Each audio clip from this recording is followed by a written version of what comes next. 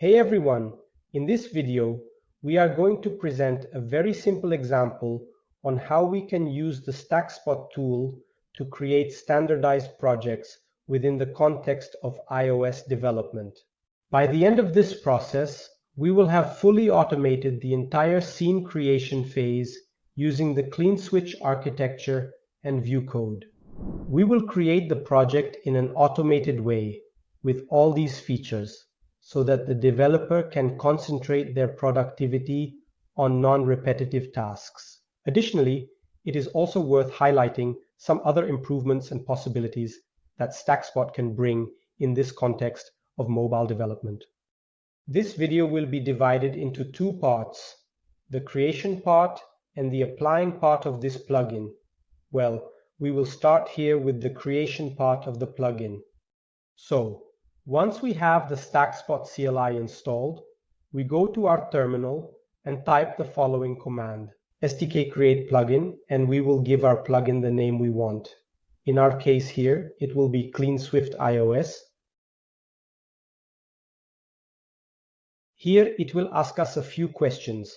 The first one is if we want to init the repository. It won't be necessary for this example. Then it will ask for the plugin description. Here, since it's a Clean Swift plugin, we will use that name. It will ask for the version. I will use the default version here. We can set it according to the versioning needs of our specific project. It will ask about the type of plugin. Here it will be a specific application type plugin. You can see more details about each type of plugin and its context in the StackSpot documentation. Here it will ask if we want to add a connection, but we don't need to.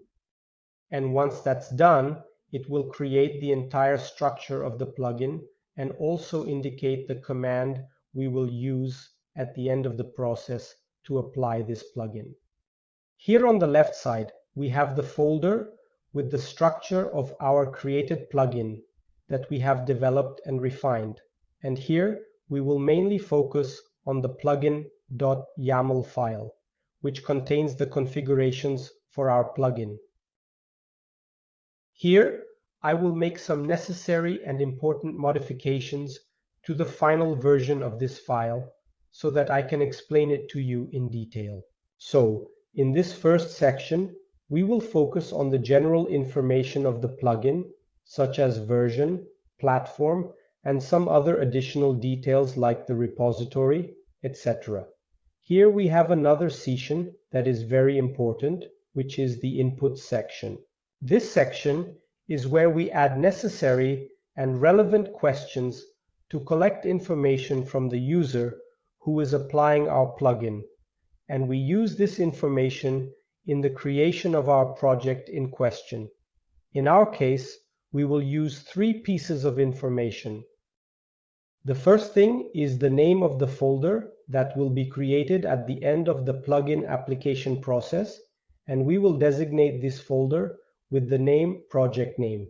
We will also request the package name, which will essentially be the name of the project in Xcode for that main project folder. We will also request the name of the feature, which will be the scene created with the Clean Suite architecture structure. With these three pieces of information, it will be enough for us to generate our project. We have another very important section here, which is the hooks section. These are basically actions that we can execute during the application of the plugin, either before the project is actually rendered or after. In our case, we included two hooks here, which means two actions. The first is an edit action.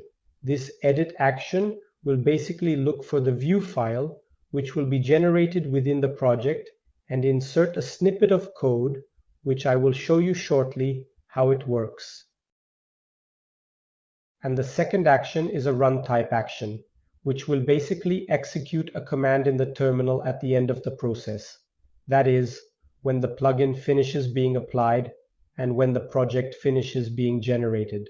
In this case, we set it up to generate and execute the Xcode gen command, so it can generate the entire project structure and we can open it there. Well, here in our plugin, we have the templates folder. This templates folder is responsible for containing all the code that will be materialized at the end of the plugin application process. That means after the person executes the command to apply the plugin, everything inside that folder will be rendered in their project.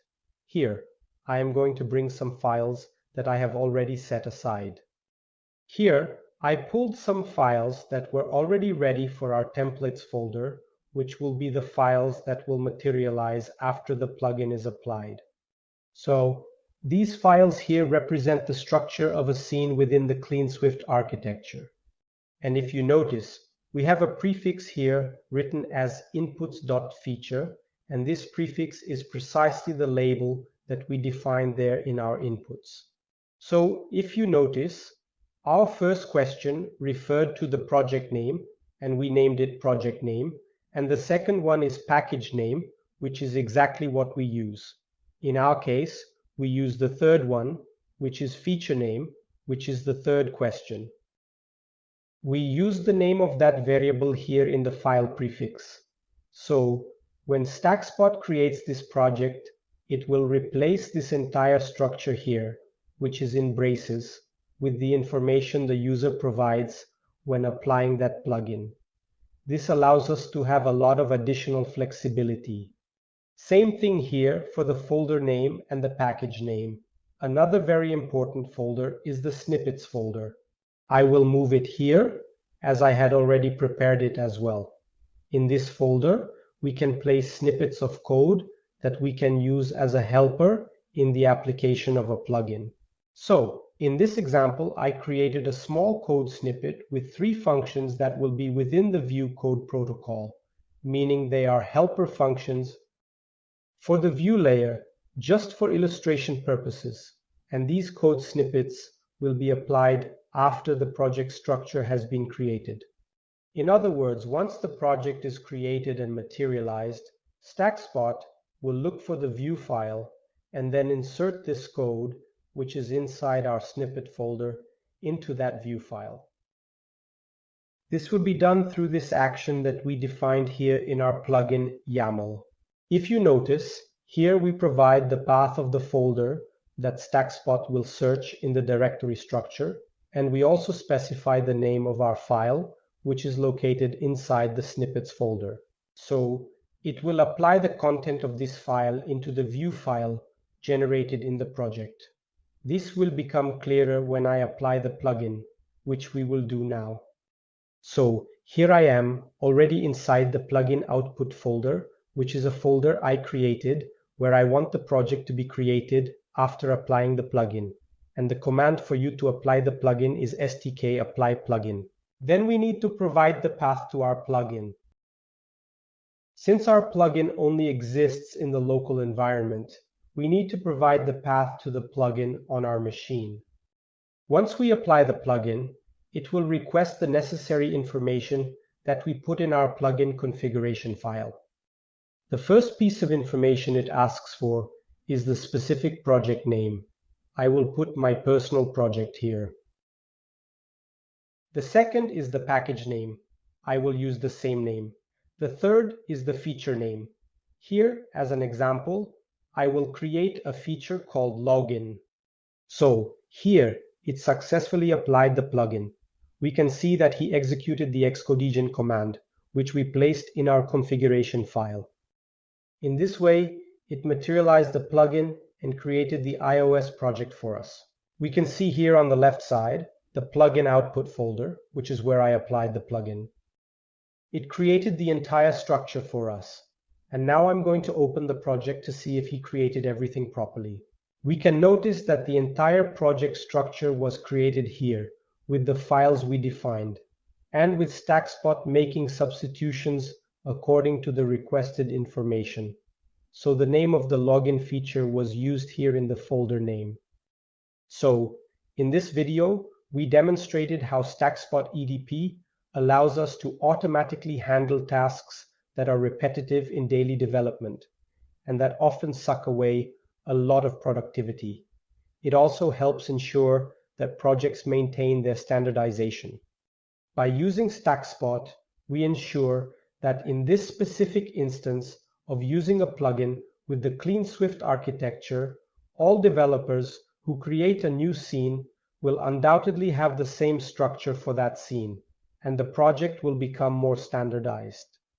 It is also worth noting that StackSpot offers various additional possibilities for evolving the context we provided in the video, such as creating plugins to add a network layer for REST requests, or for data encryption using keychain, or a persistence layer using core data or any other framework.